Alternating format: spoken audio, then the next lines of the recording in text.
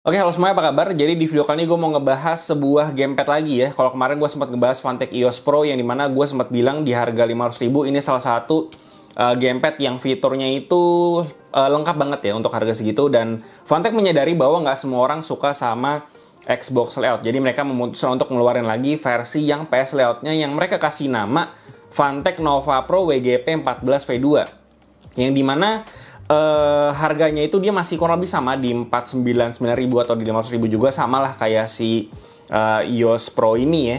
Dan langsung aja gue bahas kira-kira si gamepad ini kayak gimana, bagus atau enggak, fiturnya sama atau enggak di harga yang sama, dan ya langsung aja kita bahas.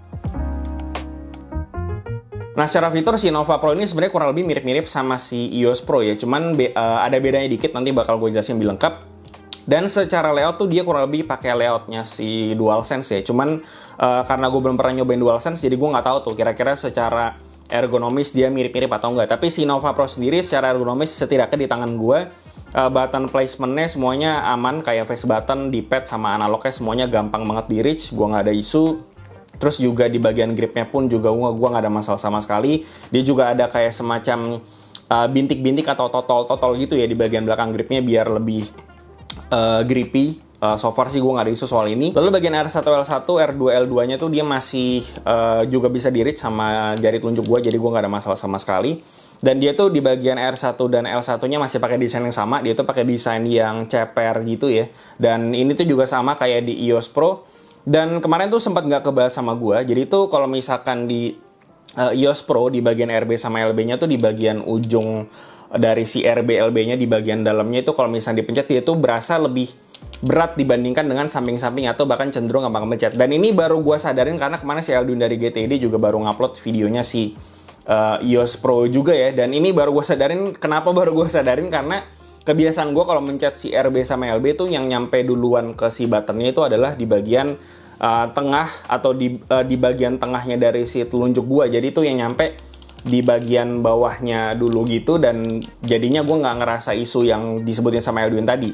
Cuman pas baru bener-bener gue cobain, baru dia tuh berasa lebih berat. Tapi di Nova Pro ini di bagian R1 dan juga L1-nya itu di bagian pinggir ujungnya ini tuh dia lebih gampang dipencet jauh daripada si EOS Pro ini. Jadi isu ini sepertinya udah dibenerin sama si Phanteks ya. Cuma memang meskipun dia udah gampang dipencet, tapi itu memang secara feel masih cukup berbeda antara bagian ujung satu dengan ujung yang satunya lagi gitu.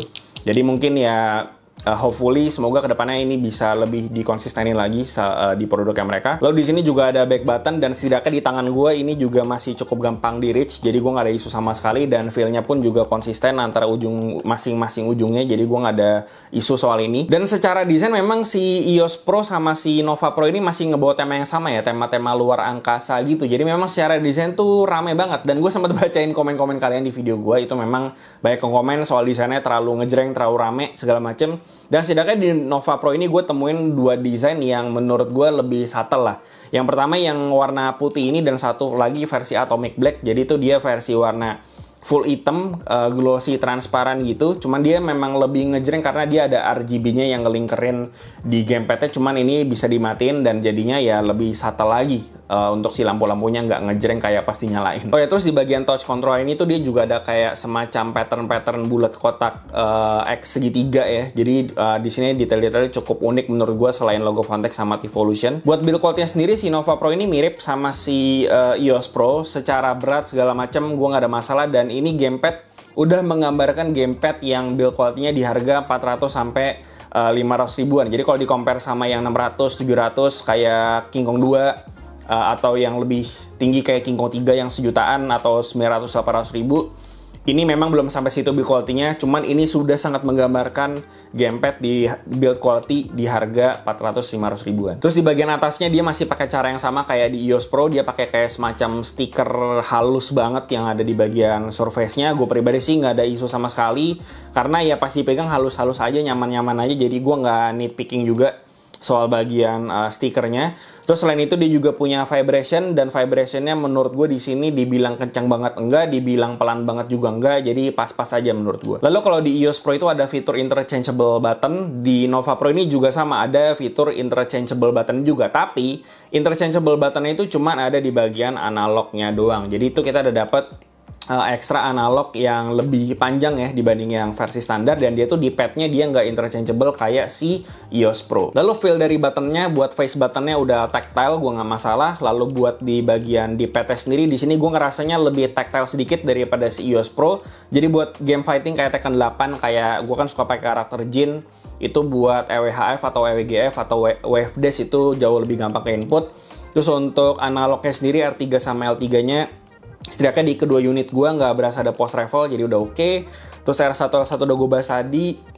Terus buat R2 L2 atau triggernya di sini akhirnya dibikin lebih berat guys daripada si EOS Pro. Karena di EOS Pro itu gue sempat bilang kalau di game racing itu menurut gue kurang afdol rasanya karena triggernya itu cukup ringan ya. Jadi buat game-game racing kayak mau setengah gas atau gas dikit atau ngerem dikit itu rada susah feelingnya. Dan sementara di Nova Pro ini mereka akhirnya dibenerin atau ya mereka dengerin feedback dari gue untuk ngeberatin lagi di bagian triggernya. Jadi buat main game racing ini menurut gue jauh lebih enak rasanya. Oh ya, terus di bagian back button ini kan bisa program sendiri. Kalian bisa cek ke buku manualnya Fantech, di situ ada dijelasin cara nge-remap si bagian back buttonnya. Lalu buat analog sama triggernya itu dia udah Hall effect sama kayak EOS Pro, dan gue udah tes circularity errornya dia di sekitar 0,3%, jadi udah hampir bulat sempurna lah ya, bisa dibilang udah bagus. Gue juga nggak ada isu. Terus dia juga di bagian tangkai dari si analognya pun juga udah pakai bahan metal, jadi pas diputer-puter tuh dia feel-nya udah halus banget menurut gue. Lalu bentuk dari si analognya itu dia bentuknya concave gitu ya, atau cekung ke dalam gitu. Dan mungkin ini selera ya, tapi kalau gue pribadi sih gue tetap bisa pakai ini, jadi ya gue nggak ada komplain juga soal ini. Lalu dia juga punya fitur trigger lock, jadi si analognya ini bisa dibikin lebih pendek, mungkin buat game FPS lebih enak. Terus dia juga punya fitur gyro atau motion sensor, jadi kalian bisa gerak-gerakin si gamepadnya buat di game-game tertentu. Kayak gue udah cobain di Zelda Tears of the Kingdom, dia udah works well, bagus, gue nggak ada masalah di game ini.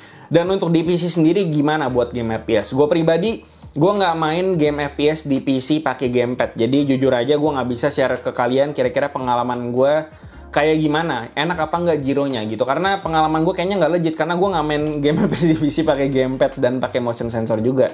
Jadi kayaknya gue bukan orang tepat buat ditanyain hal itu, tapi setidaknya gyro atau motion sensornya ini udah kebaca dengan baik di Steam. Lalu untuk koneksinya sendiri dia bisa di Bluetooth 5.3 sama di wired, dan untuk compatibility-nya dia bisa di PC, macOS, Android, iOS, PS4, PS3, sama Nintendo Switch. Dan di sini kalian bisa pakai semua Bluetooth atau wirednya di masing-masing compatibility yang tadi. Bisa PS5 atau enggak, jujur di sini gue nggak bisa nyobain, dan mereka juga nggak sebutin ini bisa ke PS5 atau enggak gitu ya. Jadi gue nggak bisa tes juga. Dan selain itu untuk cara pairingnya juga gampang. Kalau ke PC tinggal tekan share sama home, terus habis itu kalau di Switch tinggal tekan home sama option, itu udah bisa di pairing dengan gampang. Gua nggak ada isu sama sekali juga. Dan dia itu langsung ke-detect sebagai controller PS4 di Steam, setidaknya kayak gitu, dan di Gamepad Tester juga kebaca sebagai PS4 controller. Lalu untuk performa wireless sendiri, akhirnya di sini gue bisa ngetes ya, karena gue baru nemu toolsnya. Jadi untuk Bluetooth sendiri tuh di sini mereka polling rate-nya di 250 Hz dengan average latency di sekitar 4 millisecond. Jadi ini udah cukup baik ya, karena masih di range-nya, karena kan range-nya itu tuh di bawah 15 millisecond baru kehitung udah aman ya, bisa dibilang. Lalu untuk wirednya sendiri di sini gue tes kurang lebih hampir sama ya. Untuk wirednya sendiri dia di polling rate-nya 250, terus juga average latency-nya di sekitar 4 millisecond. Dan karena gue main gamenya casual juga, jadi gue nggak nemuin isu apa-apa juga sih soal performa wireless-nya. Jadi ya so far gue bisa bilang menurut gue ini aman-aman aja Bluetooth-nya. Lalu dia ada fitur turbo mode-nya juga di bagian bawah home-nya ya. Jadi kalau kalian butuh pencet satu button atau beberapa button yang cepat, kalian bisa pakai si turbo mode-nya ini. Dia juga ada audio jack-nya di bagian bawah, kalau kayak mau colok headset atau apapun ke bagian bawahnya itu juga bisa. Lalu buat baterainya sendiri tuh dia kapasitasnya tuh di 150 mAh ya. Cuman di sini karena gue main gamenya tuh cuman sekitar 1-2 jaman doang tiap malam di PC gua. Ini gua ada mungkin sekitar 3-4 hari ini masih belum habis sih di kondisi RGB-nya nyala ya. Jadi gue belum bisa share kira-kira ini baterainya seberapa lama. Oke, yang terakhir untuk kesimpulannya, Fantech Nova Pro WGP 14 V2. Menurut gue ini adalah opsi yang oke. Kalau kalian memang nggak suka itu sama layout Xbox kayak EOS Pro, gue rasa ya si Nova Pro ini bisa jadi pilihan buat kalian lah ya, karena ini kan layoutnya PS. Mungkin kalau kalian suka PS bakal suka ini. Dan selain itu juga secara fitur dia ini memang nggak sekaya kayak di EOS Pro, meskipun harganya sama. Kayak di interchangeable button, tapi di bagian D-pad-nya nggak bisa diganti, cuma analog doang. Terus dia nggak bisa koneksi dongle. Dan dia juga gue lihat nggak ada kuningannya di belakang, jadi gue nggak, kayaknya sih ini nggak bisa ya buat taruh charging docknya si EOS Pro. Ya bukannya mungkin nggak bisa, tapi emang nggak bisa buat pakai si charging dock itu. Dan ini pertanyaan mungkin bisa gue balikin ke kalian, apakah kalian sebutuh itu fitur-fitur yang tadi? Karena kalau ngomongin soal interchangeable D-pad, ya itu mungkin selera ya. Cuman kalau untuk si koneksi wirelessnya sendiri, ya gue ini memang gamer casual ya. Maksudnya gue kalau misalkan pakai gamepad, gue itu kalau main game ya paling cuman game-game casual doang, kayak Last of Us, kayak mungkin Elden Ring, Dark Souls, FIFA, dan game-game model-model kayak gitu sih gue nggak ngerasa ada masalah sama sekali sama koneksi Bluetooth di sini. Cuma kalau kalian main game kompetitif, balik lagi gue nggak bisa kasih kalian masukan karena gue tidak mengalami main gamepad yang enak wireless di game-game kayak gitu tuh kayak gimana rasanya. Jadi gue nggak bisa share ke kalian, apalagi soal fitur motion sensor atau gyro-nya. Gue sih main game kayak Zelda doang biasanya buat pakai si gyroscope. Paling nggak di sini gue bisa apresiasi Fantech karena setidaknya feedback yang udah gue kasih di EOS Pro yang kemarin, kayak triggernya dibikin sedikit lebih berat dan segala macam, itu akhirnya mereka coba benerin di Nova Pro ini ya. Dan hopefully di Pro mereka yang kedepannya, atau mungkin EOS Pro juga, semoga ada pembaruan atau segala macam biar lebih mantap lagi isinya ya.